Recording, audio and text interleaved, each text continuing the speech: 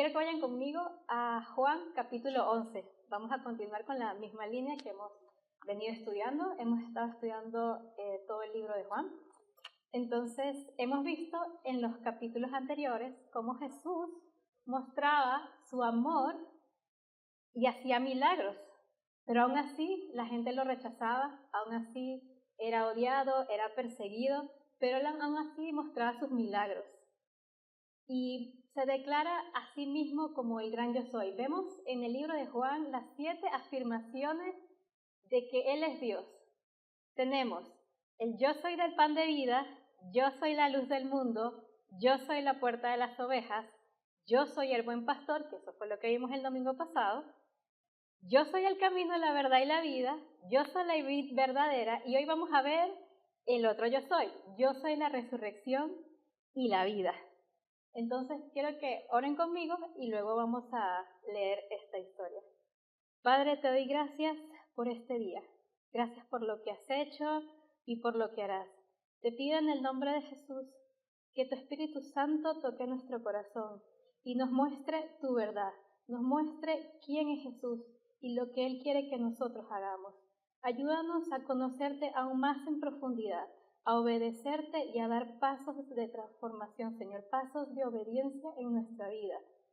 Que esta ofrenda, Señor, sea olor grato a ti y úsame, Señor, para tu gloria. En el nombre de Jesús. Amén. Entonces, vayamos todos a Juan 11, que esta historia es la resurrección de Lázaro. Comienza así. Un hombre llamado Lázaro estaba enfermo. Vivía en Betania con sus hermanas, María y Marta. María era la misma mujer que tiempo después derramó el perfume costoso sobre los pies del Señor y lo secó con sus cabellos. Su hermano Lázaro estaba enfermo, así que las dos hermanas le enviaron un mensaje a Jesús que decía: Señor, tu querido amigo está muy enfermo. Cuando Jesús oyó la noticia, dijo: la enfermedad de Lázaro no acabará en muerte. Al contrario, sucedió para la gloria de Dios, a fin de que el Hijo de Dios reciba gloria como resultado. Aunque Jesús amaba a Marta, a María y a Lázaro, se quedó donde estaba 2 días más. Pasado ese tiempo, les dijo a sus discípulos: volvamos a Judea. Pero sus discípulos se opusieron diciendo: Rabí, hace solo unos días la gente de Judea trató de apedrearme. ¿Irás allí de nuevo? Jesús le contestó: cada día tiene 12 horas de luz. Durante el día la gente puede andar segura y puede ver porque tiene la luz de este mundo. Pero de noche se corre el peligro de tropezar porque no hay luz. Después agregó: nuestro amigo Lázaro se ha dormido, pero ahora iré a despertarlo. Señor, dijeron los discípulos, si se ha dormido, pronto se pondrá mejor. Ellos pensaron que Jesús había querido decir que Lázaro solo estaba dormido, pero Jesús se refería a que Lázaro había muerto. Por eso les dijo claramente: Lázaro está muerto, y por el bien de ustedes me alegro de no haber estado allí, porque ahora ustedes van a creer de verdad. Vamos a verlo. Tomás, al que apodaban el gemelo, les dijo a los otros discípulos: vamos nosotros también y moriremos con Jesús. Cuando Jesús llegó a Betania, le dijeron que Lázaro ya llevaba 4 días en la tumba. Betania quedaba a solo unos pocos kilómetros de Jerusalén. Y mucha gente se había acercado para consolar a Marta y a María por la pérdida de su hermano. Cuando Marta se enteró de que Jesús estaba por llegar, salió a su encuentro, pero María se quedó en la casa. Marta le dijo a Jesús: Señor, si tan solo hubieras estado aquí, mi hermano no hubiera muerto. Pero aún ahora yo sé que Dios te dará todo lo que le pidas. Jesús le dijo: tu hermano resucitará. Es cierto, respondió Marta, resucitará cuando resuciten todos en el día final. Jesús le dijo: yo soy la resurrección y la vida. El que cree en mí vivirá aún después de haber muerto. Todo el que vive en mí y cree en mí jamás morirá. ¿Lo crees, Marta? Sí, Señor, dijo ella, siempre he creído que tú eres el Mesías, el Hijo de Dios, el que ha venido de Dios al mundo. Luego Marta regresó a donde estaba María y los que se lamentaban. La llamó aparte y le dijo: el maestro está aquí y quiere verte. Entonces María salió enseguida a su encuentro. Jesús todavía estaba fuera de la aldea, en el lugar donde se había encontrado con Marta. Cuando la gente que estaba en la casa consolando a María lo vio salir con tanta prisa, creyeron que iba a la tumba de Lázaro a llorar. así que la siguieron. Cuando María llegó y vio a Jesús, cayó a sus pies y dijo: Señor, si tan solo hubieras estado aquí, mi hermano no hubiera muerto. Cuando Jesús la vio llorando y vio a la gente lamentándose con ella, se enojó en su interior y se conmovió profundamente. ¿Dónde lo pusieron?, les preguntó. Ellos le dijeron: Señor, ven a verlo. Entonces Jesús lloró. La gente que estaba cerca dijo: miren cuánto lo amaba. Pero otros decían: este hombre sanó a un ciego, ¿acaso no podía impedir que Lázaro muriera? Jesús todavía estaba enojado cuando llegó a la tumba, una cueva con una piedra que tapaba la entrada. Corran la piedra a un lado, les dijo Jesús. Entonces Marta, la hermana del muerto, protestó: Señor, hace 4 días que murió, debe haber un olor espantoso. Jesús respondió: ¿no te dije que si crees verás la gloria de Dios? Así que corrieron la piedra a un lado. Entonces Jesús miró al cielo y dijo: Padre, gracias por haberme oído. Tú siempre me oyes, pero lo dije en voz alta por el bien de toda esta gente que está aquí, para que crean que tú me enviaste. Entonces Jesús gritó: Lázaro, sal de ahí. Y el muerto salió de la tumba con las manos y los pies envueltos con vendas de entierro y la cabeza enrollada en un lienzo. Jesús les dijo: quítale las vendas y déjenlo ir. Al ver lo que sucedió, muchos de entre la gente que estaba con María creyeron en Jesús, pero otros fueron a ver a los fariseos para contarles lo que Jesús había hecho. Entonces, bueno, ya sabemos cómo termina esta historia, pero esta historia es sumamente impactante. Hemos visto como en Juan, vemos como Jesús nació, vino a este mundo, hizo su ministerio y estamos ya a punto de comenzar el camino de la cruz. Y el milagro de Lázaro, la resurrección de Lázaro, cierra con broche de oro todos estos milagros que habían sucedido. Es como literal, es el último milagro que hace antes de su resurrección, obviamente. Entonces, ¿ustedes creen que Jesús podía resucitar, sanar a Lázaro antes? Claro que podía, y aparte que era su amigo más amado, pero Jesús se quedó más tiempo. Jesús sabía lo que estaba haciendo y el propósito por el cual Él se quedó más tiempo es para mostrar su gloria. Ahí lo vemos en el texto. La gloria para que sus discípulos, sus amigos y todos aquellos que fueron testigos en ese lugar se dieran cuenta de que Él era el Señor. Y hoy en día Él se está revelando a nosotros para que nosotros también creamos que Él es el Señor. Jesús es el Mesías prometido, el que mostraban en el Antiguo Testamento que iba a venir a salvarnos. Fíjense algo. Él dijo que venía y vino. Él dijo que moriría y murió. Él dijo que resucitaría y resucitó. Él dijo que volvería y volverá. Y nosotros estamos esperando ese regreso. Y la Biblia dice que todo ojo le verá y toda lengua confesará que Él es el Señor y toda rodilla se doblará. Nosotros, los que creemos en Él, lo vamos a ver su regreso. Y esa es una promesa inquebrantable.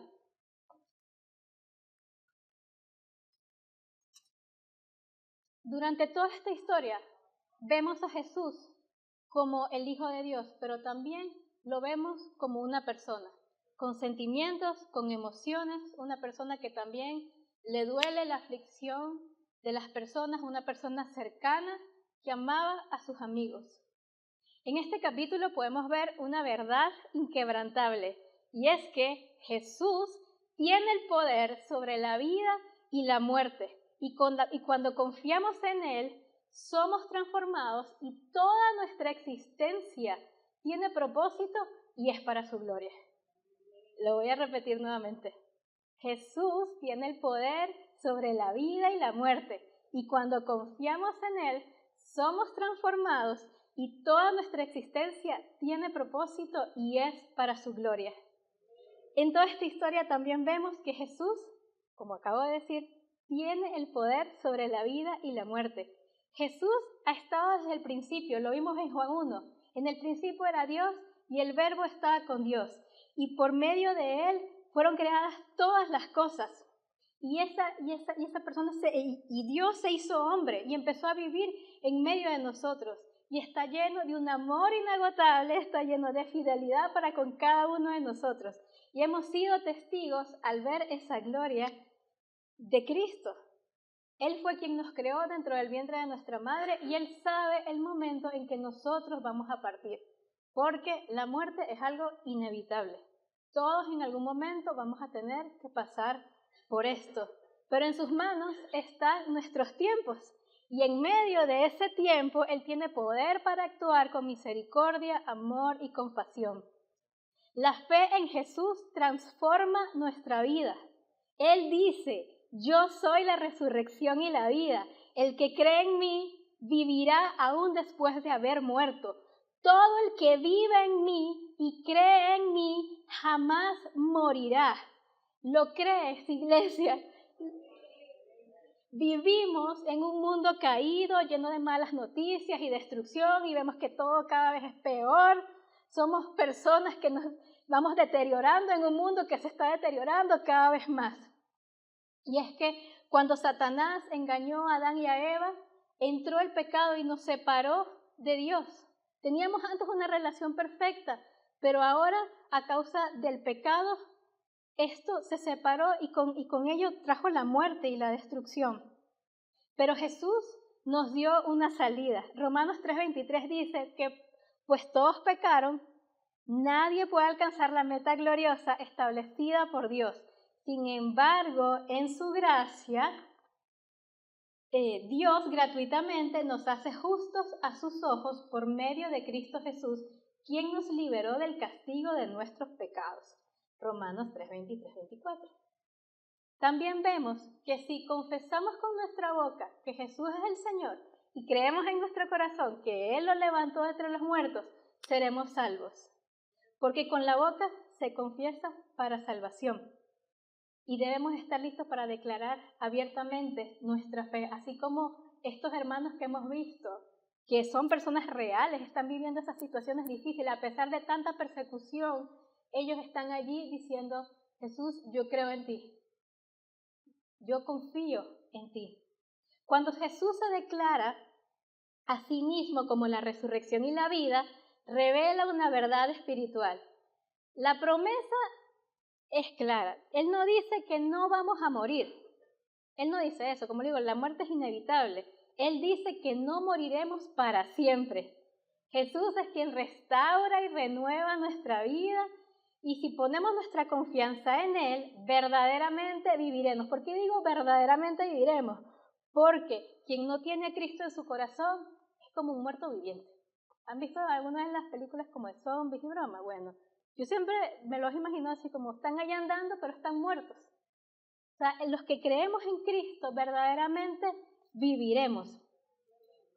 Como les digo, aunque la muerte física es inevitable, la vida eterna con Dios es una certeza. No hay duda de ello. La muerte ha sido vencida por Jesucristo y ahora tenemos la eternidad. Y no es que la eternidad comienza cuando vayamos a morir, no. La eternidad comienza en el momento en que nosotros decidimos creer. Si tú has aceptado a Cristo en tu corazón, ya estás viviendo con la eternidad. Y lo más hermoso es que cuando pasemos ese momento de la muerte, Jesús jamás nos va a soltar de la mano. Hace muchos años, yo tenía como 8 años, mi abuelo murió, mi abuelo Armando es el papá de mi papá. Y en el funeral, el pastor Leonel dio unas palabras. Y mi abuelo murió en el baño. Entonces él dijo que mi abuelo entró al baño, pero en ese momento hubo la transición y se encontró con Dios. Jesús nunca lo soltó. Él entró como de habitación a habitación y ya pasó a la vida eterna. Y esa es la certeza. En ningún momento vamos a estar que si en el purgatorio, que si en no sé qué, o no, para nada. La certeza es que siempre vamos a estar con el Señor y cuando partamos de este mundo nos iremos directamente con el Señor. Entonces, esta es la verdad. Si ponemos nuestra confianza en Jesús, verdaderamente viviremos. Todo el que vive y cree en Jesús jamás morirá eternamente. Y Él es el único que puede perdonarnos. Si se fijan bien en todo el texto, se repite mucho la palabra creer. Y por eso es que yo hago muchas veces énfasis en la palabra creer, porque está escrito, si crees, no te he dicho que si crees verás la gloria de Dios, crean que Jesús de verdad es el Hijo de Dios. También vemos cómo Jesús se compadece de nuestras aflicciones. De verdad a mí me pareció muy hermoso ver cómo Jesús acompañaba a María, a Marta, en medio de su dolor y cómo se compadeció de ellas. Vamos a ver el versículo 33, 34 y 35. Vemos esa característica de Jesús siendo hombre, cómo él tenía esos sentimientos. Habla de que él se enojó y que se conmovió profundamente. Cuando yo leí en esta versión NTV que dice que se enojó, yo empecé a preguntarle al Señor, ¿por qué te enojaste? ¿Qué significa esto?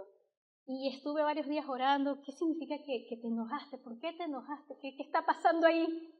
Y junto con el pastor fuimos y leímos como más de 20 versiones. Y nos fuimos al griego original, a la palabra. ¿Qué es lo que quería decir Juan exactamente allí? Y cuando dice que Jesús se enojó, en griego significa que gimió en su espíritu y se agitó. Y honestamente cuando yo vi eso, y para mí fue un descubrimiento increíble y notable acerca del corazón de Jesús, porque vemos cómo Él se identifica voluntariamente con nosotros. Jesús se enojó, se indignó al ver, ¿por qué se enojó? Se enojó porque, imaginen el escenario, están los lamentos, se murió su amigo, está Marta, María llorando, reclamando, todo eso. Entonces Jesús se enoja al ver el resultado de la obra de Satanás cumplida allí. ¿Cómo fue que a través de esa mentira de la obra de Satanás entró la muerte y por eso causó esa separación entre Dios y nosotros? También vemos cómo Jesús se conmueve profundamente por la condición de este mundo caído e inmerso en pecado, porque a Él le dolía. Por eso es que Él vino a nosotros, a salvarnos. Nosotros de ninguna manera íbamos a poder alcanzar esa salvación porque somos injustos. Y el único justo decidió dejar su trono, venir a este mundo y salvarnos. Morir fue el precio de nuestra salvación. Vemos también cómo Él se acerca y siente empatía y compasión por Marta, por María, aún sabiendo, esto es interesante, aún sabiendo que minutos después Lázaro resucitaría. No sé, yo digo, pero no te la hubieses ahorrado o algo así, porque sabías que iba a hacerlo, pero Él se identificó también como hombre, solo que la diferencia es que Él jamás pecó.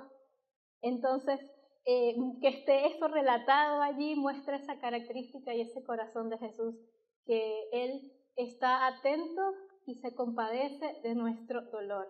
Isaías 63:9 dice que cuando ellos sufrían, Él también sufrió, y Él personalmente los rescató. En su amor y su misericordia los redimió, los levantó y los tomó en brazos a lo largo de los años. Y ese es nuestro Dios, que en medio de la angustia, Él es nuestra fortaleza. Él nos corona de favores y de misericordia. Y en medio también de nuestra vulnerabilidad, Él también nos abraza y nos levanta. Él no nos rechaza. Él más bien está allí atento y nos consuela y abraza nuestro corazón. Él es el único que puede darnos paz, esa paz que sobrepasa todo entendimiento. También vemos en el texto cómo el sufrimiento es para la gloria de Dios. En el versículo 4, que dice que sucedió todo esto para gloria de Dios, a fin de que el Hijo de Dios reciba gloria como resultado. Y en el 15 dice, y por el bien de ustedes, me alegro de no haber estado allí, porque ahora ustedes van a creer de verdad. Yo creo que cuando Jesús le dijo eso a sus discípulos, porque sabía que aún así no entendían. Aún así, después de tantos años con el maestro, aún estaban medio tapados. Y Jesús dice, ahora sí van a creer de verdad. Ustedes van a creer y me alegro que esto haya pasado así. El propósito es que creamos en Él, que Él nos escucha, que Él cumple sus promesas y que Él está con nosotros todos los días hasta el fin del mundo. Dios tiene el propósito de usar el sufrimiento para nuestro bien. Como vemos en Romanos 8:28, que a los que aman a Dios, todas las cosas los ayudan a bien. Pero la siguiente parte del versículo también es interesante, que dice, y esto es a aquellos a los que conforme su propósito son llamados. No es a cualquiera, es a los que conforme a su propósito son llamados. Vemos que en medio de las pruebas, Él nos purifica, Él nos transforma y trabaja en nuestro carácter.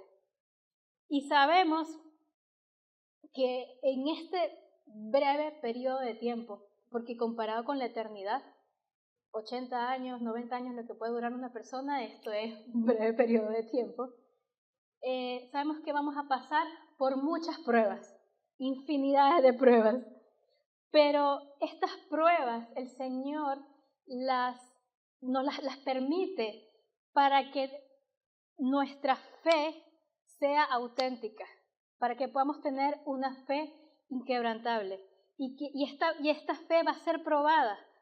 La fe de nuestros hermanos perseguidos está siendo probada y la fe incluso ahorita como iglesia también está siendo probada. Como dice 1 Pedro 6:1-7, que así como el fuego prueba el oro y lo purifica, así nosotros también vamos a ser probados. También hay algo muy interesante porque en Santiago 1:2 dice que siempre que se pone a prueba la fe, la constancia tiene una oportunidad para desarrollarse.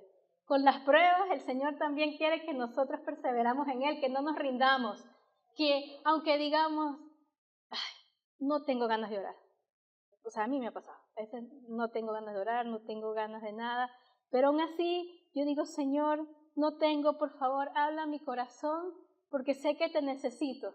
Ahorita no tengo las fuerzas, pero dame las fuerzas, renueva mis fuerzas, ayúdame a verte, ayúdame a entender. No entiendo esta situación, pero sé que tú tienes el control. Ayúdame a ver esta situación con tus ojos, porque con mis ojos nada tiene sentido. Pero con los ojos de Él todo tiene sentido, todo es con un propósito y es para su gloria. Cuán bueno es saber y vivir que la gracia de Dios nos fortalece en medio de las aflicciones. No estamos solos. La gracia del Señor es suficiente, la gracia del Señor nos acompaña y su gracia es todo lo que necesitamos, como decía Pablo.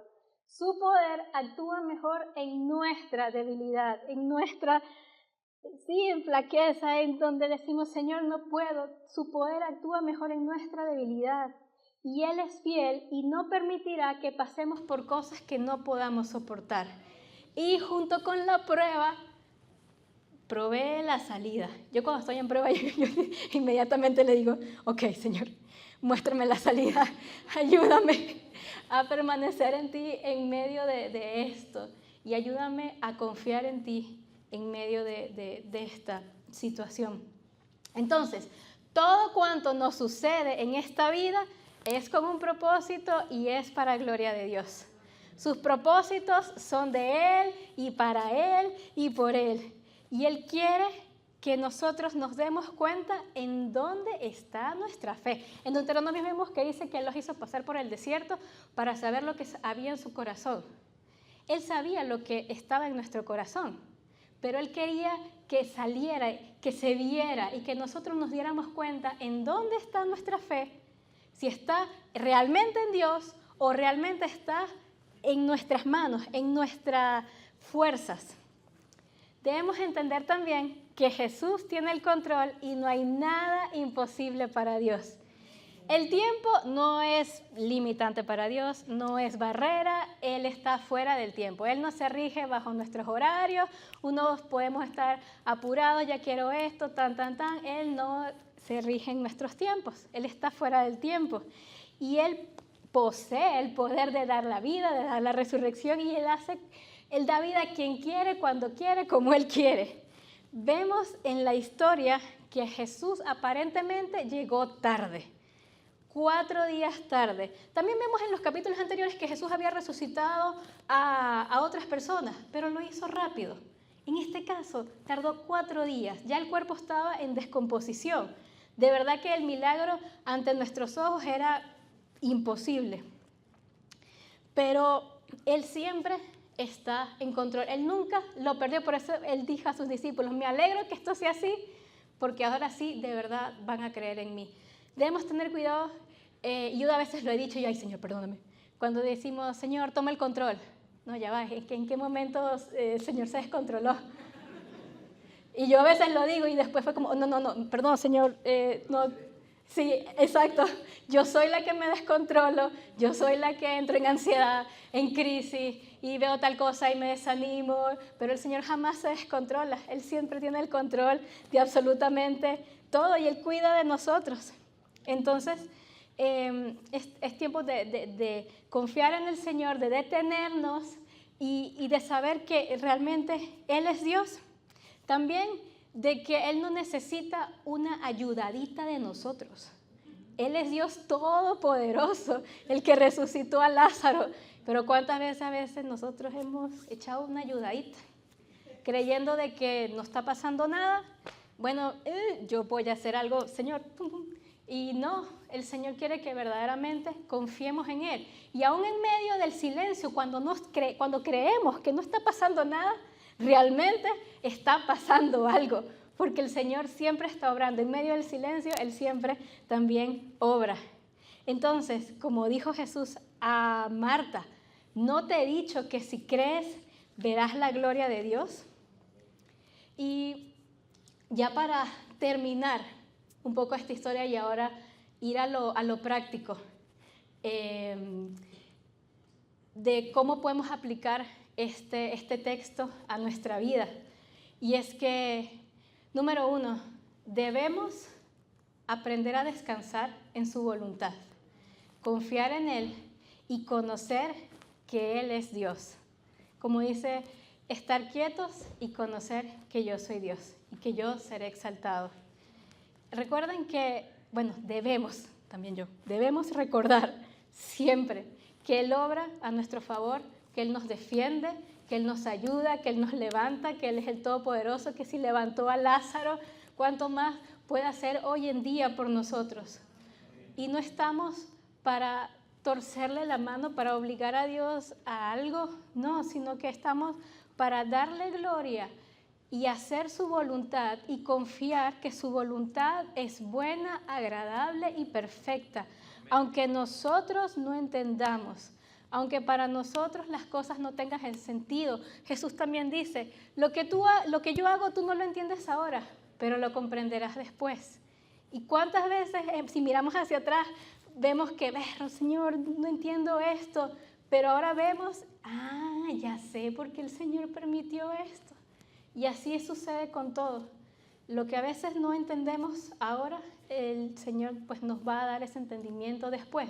Y si no nos los da y nos lo da en el cielo, pues alabado sea Dios porque el Señor tiene el control y su voluntad es buena, agradable y perfecta para siempre.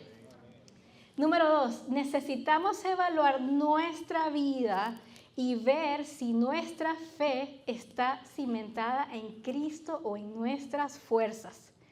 Vemos a Marta y a María que tenían confianza en Jesús, creían en Él, era su amigo. Jesús se quedaba en su casa, o sea, eran amigos íntimos, se amaban, entonces ellos creían que de verdad era el Señor. Marta le dice, tú eres el Mesías, el Hijo de Dios. Vemos a María después, como ella compra un perfume súper costoso y lava los pies de Jesús con sus cabellos. Entonces vemos que ellas creen en Él. Ahora, ¿saben qué? Es interesante ver cómo Jesús le dice, Marta, tu hermano va a resucitar.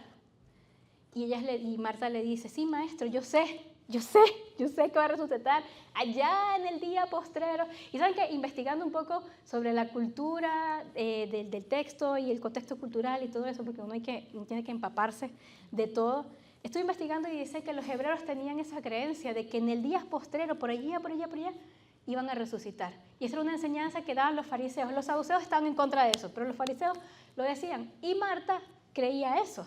Y dijo, sí, Señor, yo sé que mi hermano va a resucitar en el día postrero.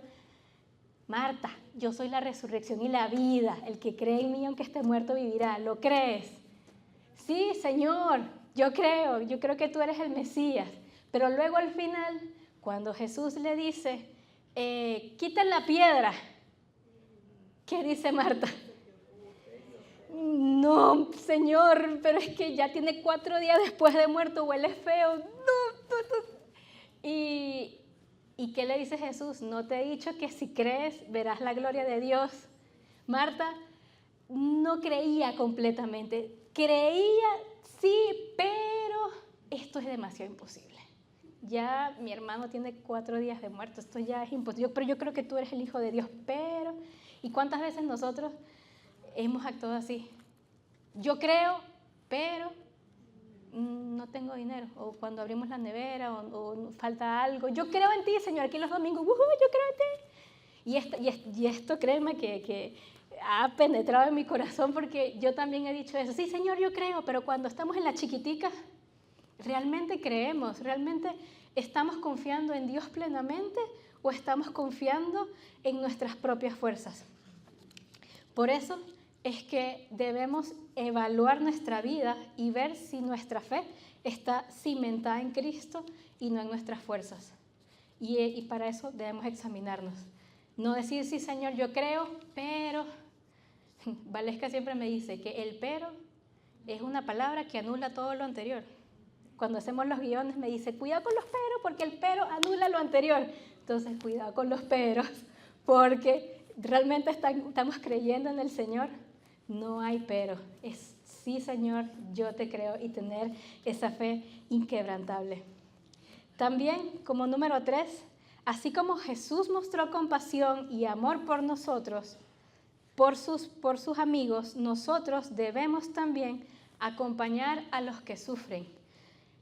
Y buen ejemplo es nuestra iglesia. Muchos estamos pasando por pruebas. Me da risa porque Adelina dijo las mismas palabras y yo decía, verlo, Señor, es tu Espíritu Santo, porque yo aquí también tenía eso. Y es que muchos estamos pasando por pruebas y dificultades. Y si nos podemos preguntar, hay pruebas económicas, pruebas de salud, del colegio, de trabajo, emocionales, relaciones interpersonales, tantas cosas. Creo que muy pocas personas estarían aquí y dijeron, no, yo estoy fina. Y bueno, gloria a Dios por eso. Pero muchos estamos pasando por pruebas y es tiempo de no solamente orar por ellos, orar por nuestros hermanos que están pasando dificultad, sino también acompañarlos, también acercarnos y dejar de mirar para adentro y de ensimismarnos, sino mirar al que está al lado, como dice su palabra, llorar con los que lloran, alegrarnos con los que están alegres. Si vemos a alguien que está pasando, entonces abrazarlo, acompañarlo, ayudarlo. Si no tiene comida, darle algo de comer. Si necesita transporte, colaborar, lo estás haciendo para gloria de Dios. Y es tiempo de, así como el Señor ha tenido gracia en nosotros, también mostrar gracia con nuestros hermanos de la iglesia y acompañarlos en medio de su dolor, en medio de la prueba. A veces decimos, bueno, pero es que yo no sé qué decir en ese momento, no tengo las palabras, no sé cómo acercarme a este hermano y cómo decirle. Mira, a veces no es necesario ni hablar. A veces el simple hecho de estar presente dice mucho y te sientes acompañado, te sientes ahí abrazado. Entonces, es más, si no tienes palabras, hermano, lee un salmo, lee un proverbio. En estos países donde hay persecución, a veces no hay pastores, a veces no hay predicadores, no hay quien predique. ¿Y ellos qué hacen? Simplemente leen su palabra y en medio de la congregación empiezan a suceder milagros. Dios empieza a transformar vidas simplemente por el hecho de leer. Entonces, que no sea una excusa de, bueno, es que yo no sé qué decirle. No, abraza al hermano, mostremos compasión entre nosotros mismos. Y por último,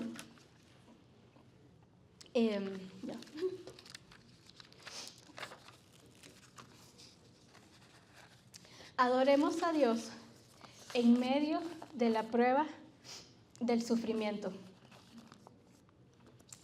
Iglesia, llegará un momento, como dice Apocalipsis, que ya no habrá más tristeza, ni llanto, ni dolor. Ya estaremos felices con Él por siempre, por toda la eternidad. Y en este tiempo, en este breve periodo de tiempo, debemos y necesitamos adorar a Dios en medio de la aflicción, en medio de la prueba, con lágrimas en los ojos, llorar en medio de este proceso, porque esta es la oportunidad que nosotros tenemos de darle un regalo a Dios, un regalo a Jesús en este lado de la vida, porque ya después no vamos a poder hacerlo. Nuestra actitud en medio de la prueba va a honrar a Dios. La pregunta es, ¿cómo estamos honrando a Dios en medio de la prueba? ¿Nos estamos quejando? ¿Estamos confiando en nuestras fuerzas? ¿Estamos viendo hacia nosotros y olvidándonos todo lo demás? Es tiempo de examinarnos a nosotros mismos y que nuestra actitud en medio de la prueba sea un olor grato, un olor fragante a Él, porque Él quiere de nosotros que tengamos esa fe inquebrantable por amor a Él, porque Él es digno, porque Él es el Señor y Él quiere que le creamos. Señor, te doy gracias por tu palabra, te doy gracias por esta verdad. Señor, te decimos que te necesitamos y que no podemos hacer nada sin ti. Confiamos en que tú estás trabajando en nuestras vidas, confiamos en que todo cuanto nos pasa es para tu gloria. Ayúdanos, Señor, en medio de la prueba, a caminar en fe, a tener esa esperanza segura. Ayúdanos a tener una fe inquebrantable, digna de ti, Señor. Ayúdanos a servirte, ayúdanos a amarte, ayúdanos a ver a nuestros hermanos en necesidad, a sentir compasión por ellos, Señor, a ser uno con ellos.